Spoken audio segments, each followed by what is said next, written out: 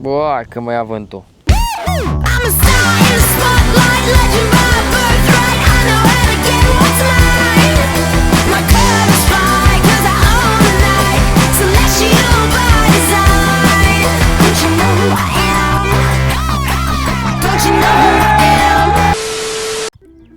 Hello guys, astăzi suntem pe lacul Gheoroc pentru a face o partidă la Method Feeder cu noile lansete Aventus Air. Bineînțeles, am ales una de 390 cu puterea de lansare de 150 de grame, echipată cu o mulinetă de 6000, mai exact Engage Pro. Vedem ce iese, mergem să creăm ultimele scule ce le mai avem la mașină. Din păcate e foarte nașpa că trebuie să urcăm multe trepte și dacă faci multă bagajerie cu tine e foarte nașpa, așa că am ales să-mi fac doar o geantă în care să fiu foarte compact plus modularul. Cam acesta este view-ul de la lacul Gheoroc. Aici avem pomul trăznit, a ars jumătate din el, dar frumos. Vedem ce iese. Suntem pe zona cu apă mai adâncă.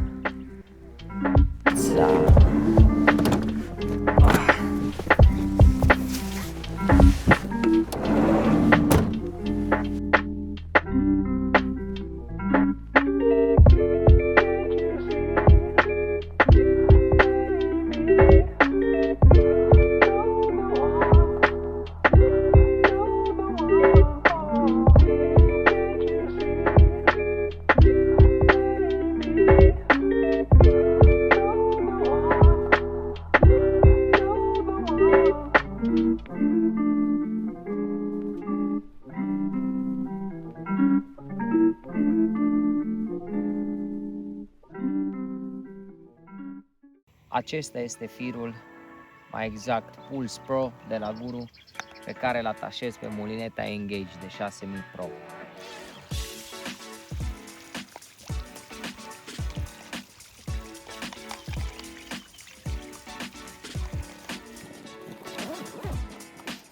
Ca înaintaș folosim dragline-ul de 0.30 pentru a nu avea probleme foarte mari în lanseurile la distanță, să nu ne rupă. Cu ocazia asta vreau să vă prezint și nodul meu preferat când vine vorba de pescuitul cu nylon înaintaș. Simplu, hai aproape te rog, luăm firul cel gros cât și linia principală, le unim cu un nod, strângem tare. Nu știu cum se numește, pe mine roșcatul de la Ineu m-a învățat. Dacă vă interesează să știți de la cine am aflat. Așa, după ce am făcut nodul respectiv, se vede? Ok, după ce am făcut nodul acesta, unim cele două fire, așa, facem o buclă, cât nodul făcut să rămână jos. Iar cele două linii din partea de sus le răsucim între ele de aproximativ 6-7 ori. Opa. După care tragem nodul.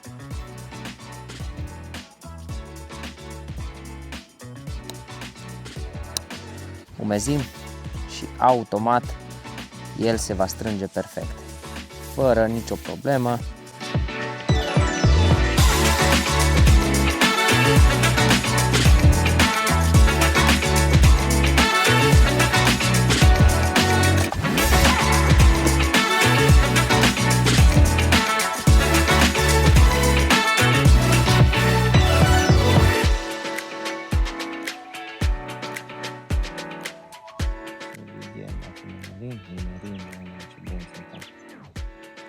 Pac, să vedem cum merge cu asta.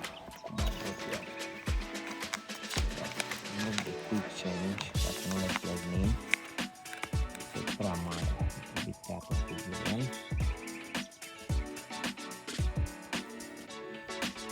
Să dă bine. Deci cu asta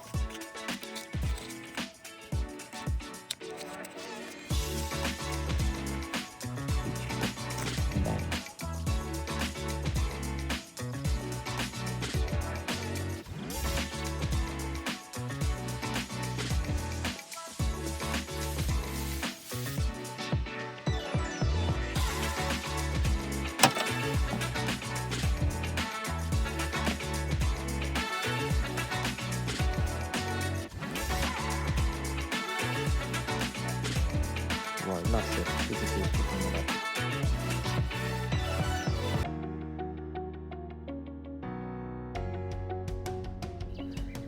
A ajuns momentul să facem și nada, așa că hai să vă prezint. O să facem o porție de cât intră în cutia asta de Green Supreme de la Manline. Haideți să-l și turnăm aici.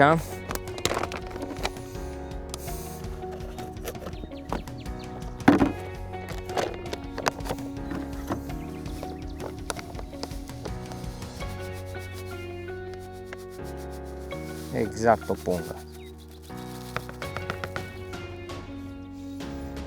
Miros diferit de ce avem noi pe România.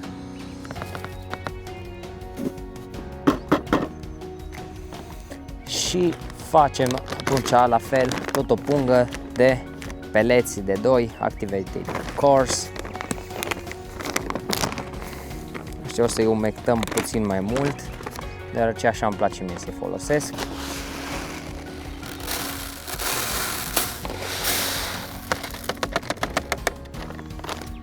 Asta e manevra și se dăm cu apă. Băgăm prima oară apa pe peleți în neștire.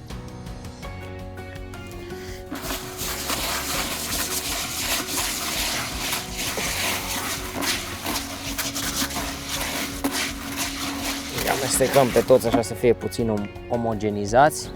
Numai bine până ce îi dăm la nada apă. Să luăm o măsură întreagă, să vedem cam de câte avem nevoie oare. Dăm o măsură în asta mică, cred că zic că e și de ajuns.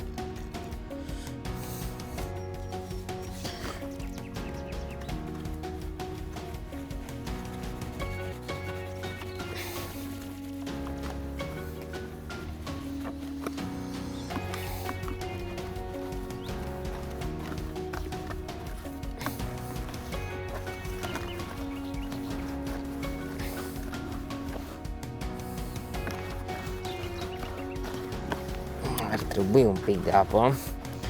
Mi se pare că o să tragă foarte mult, chiar dacă am făcut acum pastă un pic. O să mai adaug în vreo 10 minute după ce o sităm. Eu zic că am ales o zonă perfectă, o adâncime între 2,5 m și 3, cu posibilitatea de a lansa chiar și pe 1 metru adâncime. Pragul în cădere spre noi. Asta poate să fie puțin un dezavantaj, dar vedem dacă peștii stau de pe apă mare și urcă, dacă nu îi căutăm direct pe apă mică. Să ne facem o lansare.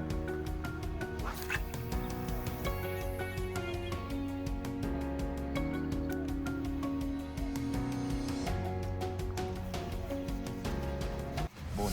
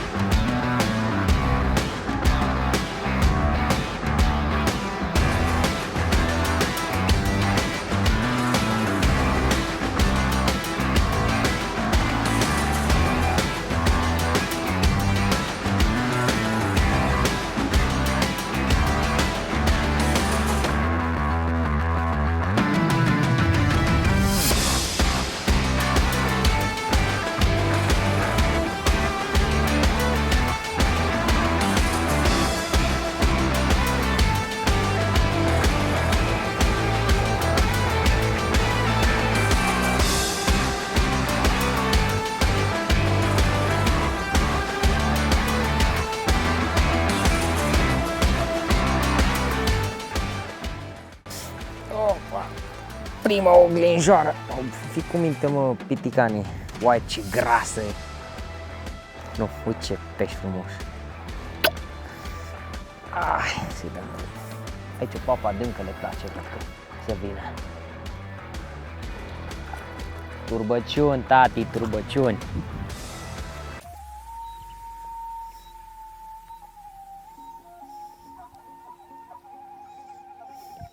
foarte mult, decât cât trebuie. Închidem un pic de peneți, după care băgăm nada, pericol. Să facă norul în coloană. Hai să-i dăm o lansare negrozavă.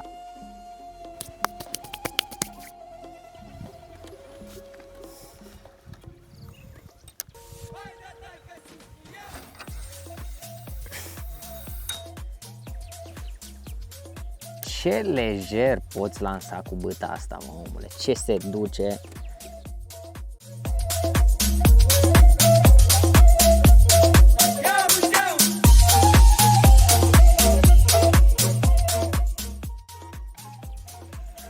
Ribornul ăsta mă renaște și pe mine, ca pescar.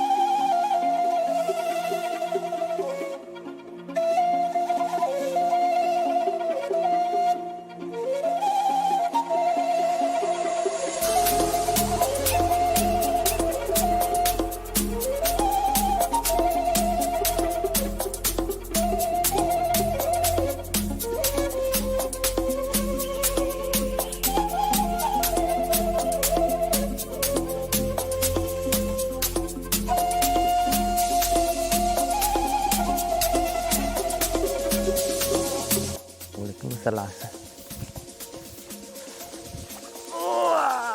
Așa, mă, băiatule.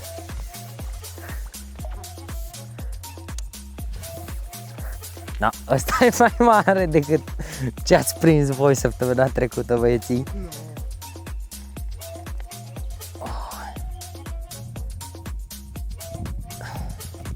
Pe alb. Tot așa. Simplu și la obiect.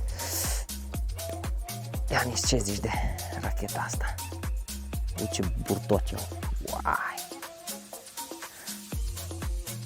Foarte, foarte, foarte fain. Să dau și pe ăsta cu dezinfectant din ăsta Haumau. Încă nu au buzele foarte, foarte tari, din ce observ eu. Al doilea pește cu buze subțiri.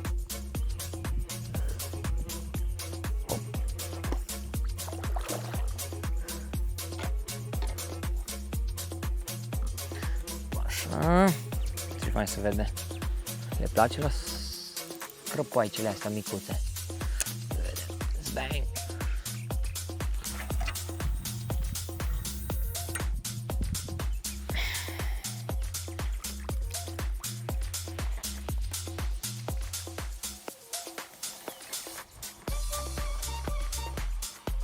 Hai să băgăm doar de asta.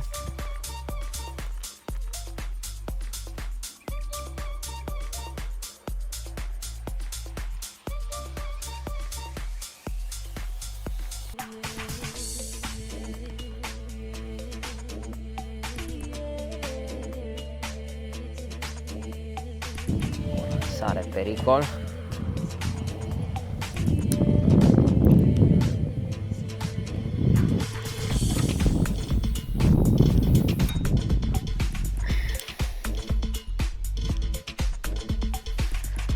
Ne apropiem deja de sfârșitul partidei, așa că doresc să vă prezint montura mea, ce am folosit eu astăzi. Mai exact, un hibrid de 45 de grame, un cârlic de 12 și dumbbell-ul câștigător, putem spune, albul. Uitați cât de frumos se echilibrează cu cârligul acesta în apă. Este ridicat, acesta este și cu un spin foarte ușor, tot de la Guru.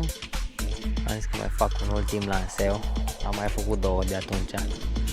Deja încep să mă pun să strâng, că altfel, dacă tot apar trăsături, îmi vine să mai stau.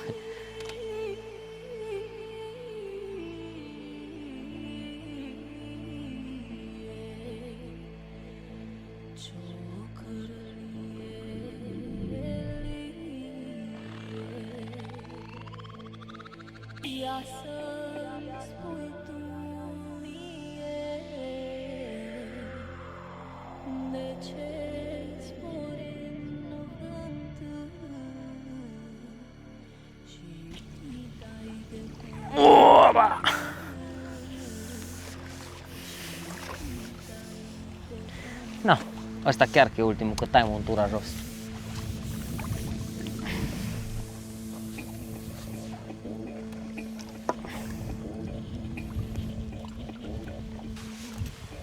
Opa.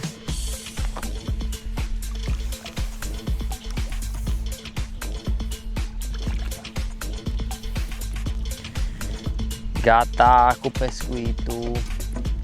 S-a terminat. Tăie montura.